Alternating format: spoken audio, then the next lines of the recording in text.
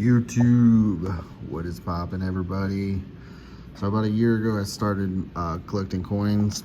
I started with these little basic little cheapy ones. Well, not cheap, I mean they're cool, but you don't you shouldn't collect like this. Don't ever do that. Once I started learning how to collect, I've been doing it the right way, and I just wanted to take some time to show y'all some of the cool coins I've got so far. Just got some new ones today, and I'm just gonna be collecting some more, trading, and so on and so forth. Sit back and relax. Let's jump right into it. Alrighty, so to start our collection, we got a 1909 V. Can't really see it. It's very tiny VDB wheat penny. It's an alright condition, you know. But the good thing about coin collecting is even if it's in a cruddy condition, they're always still worth more. Even if it's only like a cent or two more than the original face value with a lot of these. But 1909 VDB is a pretty rare coin, pretty valuable wheat penny. So if you guys have any, make sure you keep them. Now on this next collection, I ended up getting from somebody. I think I paid a couple bucks for. I know what you guys think, a couple dollars for all just pennies. Well, yeah, I mean it's history. It's a collection. I'm still missing this one, and which is the 1962, I think, Pennsylvania, and that the D's are for Denver, and the P no mark is Pennsylvania, and the S is going to be for San Francisco. That's what the mints mean. This one still needs to be completed, but we are slowly working on that. But we've got all the way from 1941, all the mints. We got 41, 41D, 41S, all the way to 1974. But like I said, there's still some missing, and I'm going to be going through kind of grading these and you know, see if they're fine to very fine to just fair and whatnot. But yeah. Now this one we've had in our storage for like a minute. I think my grandma started this collection a while back, and it's still just like the blue book. There's a lot of little ones, and I already have a 1954S, but I think I'm gonna get another one to add in and complete the collection. So yeah, that would be those pennies. Now we're gonna jump into the other pennies I have that kind of came with some sets I bought. Like I said, if you get into coin collecting, these can be great for gifts and stuff. But if you're trying to, like, you know, collect coins to build value, don't really start right here, because you're never really going to get your money back for them, because, you know, people charge quite a bit for the set just based on how they look. And I wish I would have known that before I bought them, but hey, you know what, it is what it is. I got a 1943 steel penny, and believe it or not, this is actually in really good condition, because if you look at like the 1943 steel penny they have in the book here, look at that. I mean, this one even has rust on it. This one is just faded.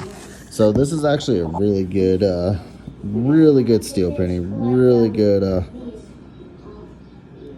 condition. Not mint, not new, but very clean. Very clean. Now, we also have a proof set. And these are also pretty cool too. And this is the United States mint proof. These actually can be worth something, you know, because it is from the United States mint proof. But we got brand new, hasn't been touched by human hands except from the mint place. It's gonna be in 1997, and it seems to be an S. So all these were made in San Francisco. Now we look at the this one. It's a 1999. And, this is the proof set. It'll come with the little proof medallion there, and that's a 1989 proof penny. So that one definitely hasn't been touched, hasn't been taken out, and you can actually buy these from usmint.gov. These are great gift pieces to get, especially for like people's birthdays. And this is one of those ones that I ended up getting just because I thought it looked cool and stuff. Might have overpaid, might not have. I mean, some of these coins are in pretty decent conditions, but they're also newer, right? Because like you go to older ones like this one, 1910, which is kind of cool to have. Actually, is that 19? Yeah, it's a 1910. Yeah, you got your 1910s, 1920s, 30s, 40s, 50s. So these are kind of cool to have. just a full collection, and I'm working on getting a collection from 1901 to 1940. So, and yeah, I think that will conclude the penny section. Let's move on to the nickel section. All right, so when you're starting a collection, one of the easiest things is to start with is pennies, because it's affordable, easy to find, lots of them made. Then you can move on to buffalo nickels. Now, everybody knows what a buffalo nickel is, and I have quite a few buffalo nickels from 1935 to 1936. But this one right here is my 1936. This is actually one of the nicest 1936s I have. The camera does it no justice whatsoever. And the reason being is, like, you see how well that 36 is coming out. You see all the designs on the face. You see the coloring of the coin. It is by far one of the cleanest 36s I have, and you guys will see here shortly once I share with y'all. You can still see the horn on the buffalo. You can still see, like, these nickels, they would wear out and they get flat, and it'd be very hard to see the detail, and just everything about this coin. This I mean, you can still see the cheekbone on the Indian head. Like, it's just very detailed. One of my favorite 1936 buffalo heads out there. I truly, buffalo nickels, whatever you want to call it, truly love this coin. So let's show you guys like some other 35s, 36 nickels that you can kind of see compared to that coin, how much they get worn out. All right, so this one's going to be a 1936, and you see how it's all flattening. It's faded. It's just, you guys can kind of see the wear after a while, right? That's gonna be a 1936. I want to say that's a San Francisco. I mean, it's still in great condition, but not as good as that one was. So now the reason why I have these in plastics is because we got the 1936D, the 1936S, and then we got the 1936 unmarked, which is Pennsylvania. So I got the full little set, and that's all coin collecting is. You know, you just try to get the sets, you try to collect. And this one, it's in rough shape, but it's like, you see the numbering. See how the number kind of fades down, flattens out. It's definitely been circulated, but they're not the worst shape either. I mean, I've seen some buffalo nickels that were straight bad. This one's pretty decent. The horn seems to be kind of fading a little bit, but other than that, those are my 3 best buffalo nickels I have. But we're gonna go over, and I'm gonna show you guys some more here. This is one of those little sets I talked about that are kind of overpriced, but you know, you just buy in the picture, and look how faded these are. Like, look at that 1936 right there. You see how the 36 is pretty much fading into the Indian. You can't really see all the lines. The Liberty is just fading. Like, they're just faded out. And this is also from all 3 mints. Just a whole collection. The buffaloes, it's all flat and stuff. It's just, you know, they're nice, but they're not as nice as these ones. Now, also, when I first started collecting, I got these plaque things, and I got this one because I'd never seen a Liberty head nickel. I didn't know nothing about Liberty head nickels. I know what I'm gonna be looking for now. I'm gonna start collecting more because I want to find one that looks like that, not with the eyes missing. This is a very poor Liberty head nickel. Doesn't mean it's not worth anything though.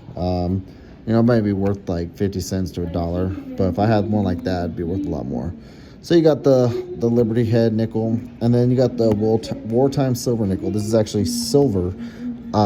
It is a silver, so it's just pretty much priced on the basis of silver and weight.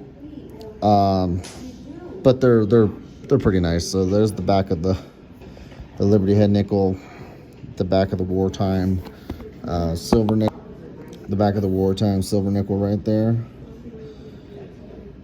Which, I mean, it's not bad, but there's really no detail. So like I said, that's probably worth the price of silver. Then you got your regular Jefferson nickel, and then of course the buffalo nickel, and you guys are starting to see how it's all faded out. And of course, from this proof set, look at that.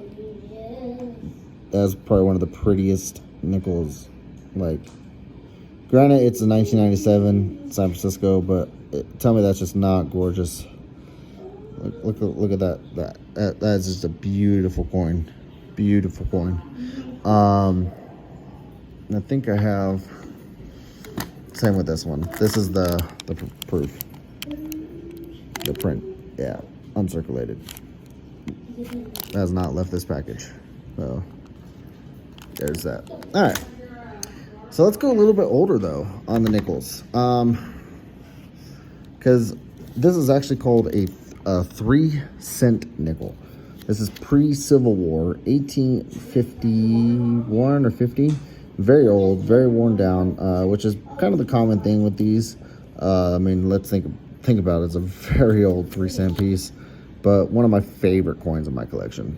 Like, I think they're the most unique coins out there. They're very cool.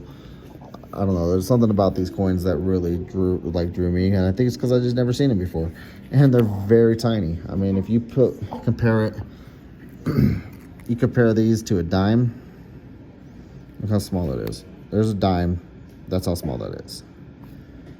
Yeah, very small. Okay. And then of course we got another Buffalo nickel that I think we got from a friend, 1936. Pretty faded, but as you see, I like these Buffalo nickels. One of my favorite coins, and easy to collect. This is a very, very bad shape Buffalo nickel. I'm talking bad shape. This one you can't even see the date on these. Like, this is probably the worst shaped Buffalo nickel I have, but it is what it is on that, you know. It's just something to have. Now, we got one more nickel to show, and that's going to be another 3-cent piece. This is the Liberty Head nickel. Or not Liberty Head nickel, it's Liberty Head 3-cent piece. It's just like this one here. It's a 3-cent piece, but I think they made this after the Civil War. So, very cool. Very cool. Like I said, these are my 2 favorite. All right, now we're going to move up to denomination and value. Let's go to dimes, which I don't really have dimes. I guess if you really want to talk about the dimes I do have, that would just be the Mercury dime, which I'm actually working on getting a lot more of those here soon. And then, of course, you've seen the proof dime and the 1997 proof dime right there. And I just... You just can't beat that detail. Like, look at that shine. Like, is that just not cool or what? It's like a mirror. It's like you're looking in a mirror. Gorgeous. Not worth much now, probably face value, but gorgeous nonetheless. All right, now last but not least, let's move up to the dollars. So this right here, I think it's a proof, or man, I think it's a proof. Yeah, this is or it's a mint dollar. That thing. It's like a mirror, you know, 1981. Not worth much, but still cool, very clean coin, and I just kind of loved it, so I decided to keep it. Put it in a nice safe case. And then last but not least, you got your 1883. Wow. Can you imagine coins? 1883 Morgan dollar. You can still see the Liberty, some scratches and stuff on it. Beautiful coin nonetheless. So I went into the coin shop to see if it was clean, and he said it's not. That's actually normal to have the black marking around. That's just the fading of the patina, because you see how like the dye and stuff. Yeah, but still beautiful coin, expensive coin, and popular coin. Like, I could sell this and make some good money with it. So, but anyway, guys, I think that's my little coin collection. If you guys collect coins, or you guys know anybody who collects coins and wants to trade, sell, buy, whatever, please hit me up. Leave a comment down below. But anyway, thank you all for watching. And if you guys want to see more of these videos, please let me know. Leave a like, subscribe, and yeah, I will keep you all updated on my next growing collection. So thank you all for watching. Bye.